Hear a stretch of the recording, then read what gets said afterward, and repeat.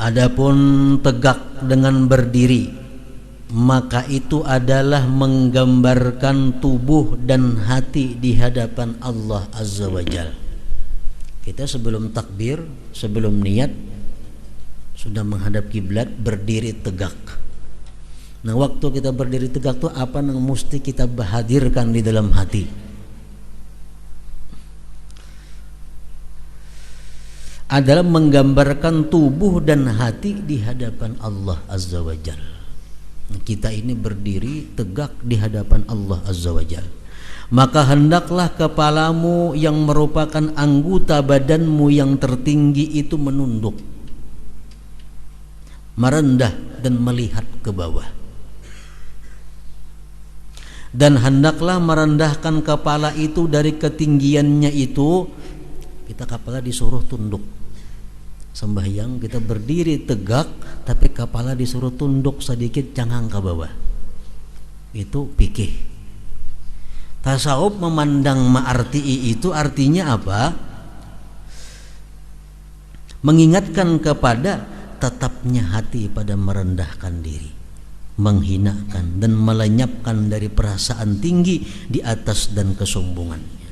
Jadi dalam menghadap sembahyang itu artinya samuan gelar-gelar nang kita ketinggian kita hilang.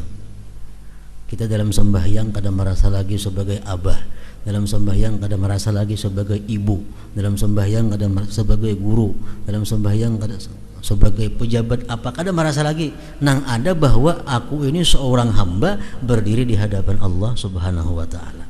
Nah, itu maksudnya disuruh menundukkan kepala sedikit. Maksudnya itu.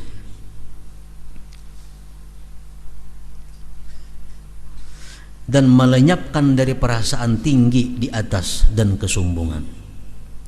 Dan hendaklah ingatanmu di sini adalah bahayanya berdiri di hadapan Allah Azza wa Jalla. Berdiri di hadapan Allah ini risikonya tinggi. Kalau kita beradab, kalau kita baik, kalau kita bisa membawa keberuntungan. Tapi kalau kita salah-salah adab, salah-salah tingkah di hadapan Allah bisa membawa kepada kecelakaan.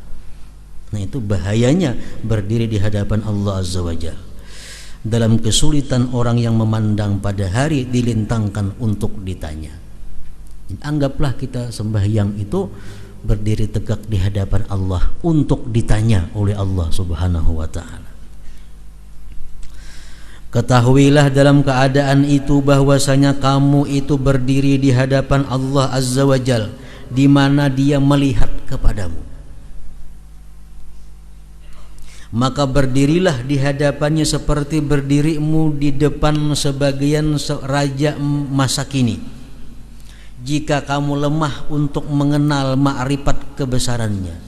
Kalau kita kadang-kadang membayangkan kebesaran Allah, kita bayangkan bahwa kayak apa andai kata kita berdiri di hadapan raja dunia.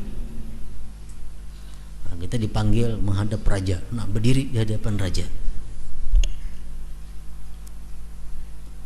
Amun kita kada bisa lagi membayangkan bahwa kita berdiri di hadapan Allah.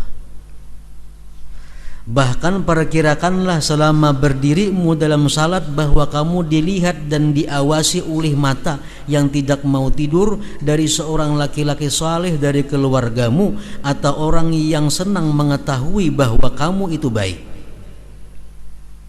Mungkin kita kadang-kadang lagi merasa bahwa Allah Ta'ala itu selalu mengawasi gerak-gerik kita dalam sembahyang. Kita kadang-kadang lagi menghadirkan itu, kita hadirkan bahwa ada orang yang saleh yang memandang sembahyang kita. Itu untuk memudahkan. Kayak apa kita sembahyang misal di hadapan guru kita, tentu kita hati-hati baapi kalau tersalah. Nah, itu kalau kita kada bisa lagi sembahyang merasa di hadapan Allah Subhanahu wa taala. Macam itu contohnya.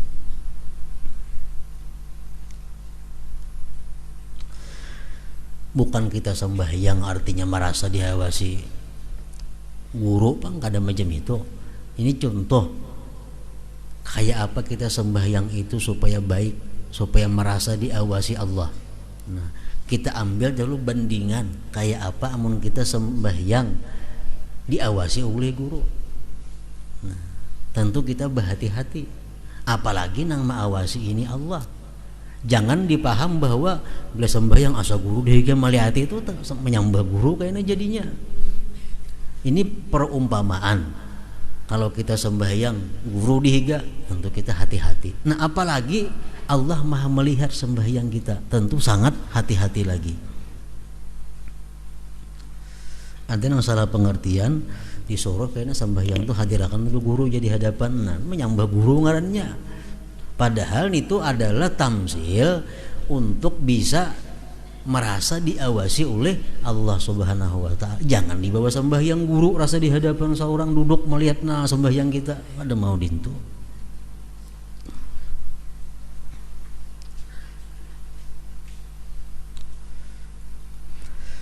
Ketika itu tenanglah pandangan-pandangan matamu, khusyuklah anggota-anggota badanmu, dan tenanglah seluruh bagianmu, karena takut orang yang lemah dan miskin itu menyebutkan kamu kurang khusyuk.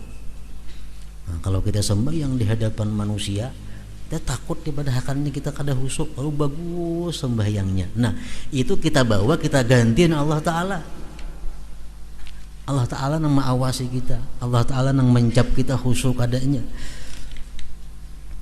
Apabila kamu merasa dari dirimu dengan penahananmu ketika dilihat oleh seorang hamba yang miskin, kalau kita kawa di hadapan manusia kita bagus sembahyang, bila sudah merasa di hadapan Allah bebarang aja sembahyang, kalau kita macam itu maka celaklah dirimu.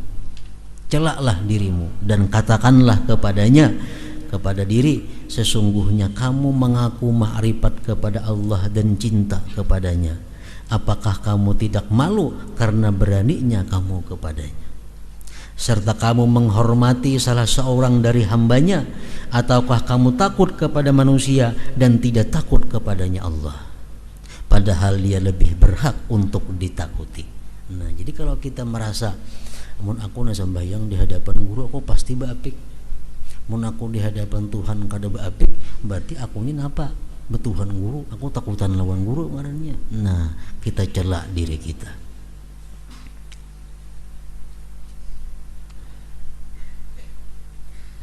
Oleh karena itu ketika Abu Hurairah bertanya, bagaimana malu kepada Allah? Rasulullah menjawab, bersabda, tastahi minhu kama tastahi minar rajulis salih min qaumik. Artinya, kamu malu kepadanya Allah sebagaimana kamu malu kepada orang yang salih dari kaummu. Kalau kita berbuat kada baik, kelihatan oleh orang yang salih daripada kaum kita, kita malu. Nah, ganti lawan Allah Ta'ala laki-laki yang salih itu. Tapi untuk melatih diri, nah kita bayangkan, andai kata aku berbuat ini ketahuan orang saleh, supan kada aku supan. Allah Ta'ala apa? Amunnya kada supan, berarti aku lebih ma'rifat kepada manusia daripada ma'rifat kepada Allah Subhanahu wa taala. Lebih takut kepada manusia daripada kepada Allah.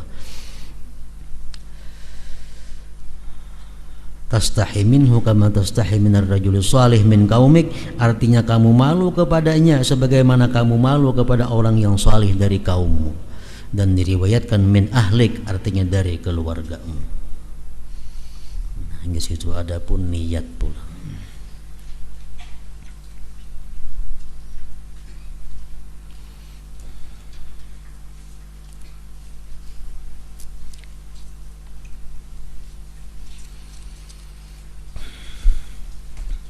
أفضل الذكر فاعلم أنه لا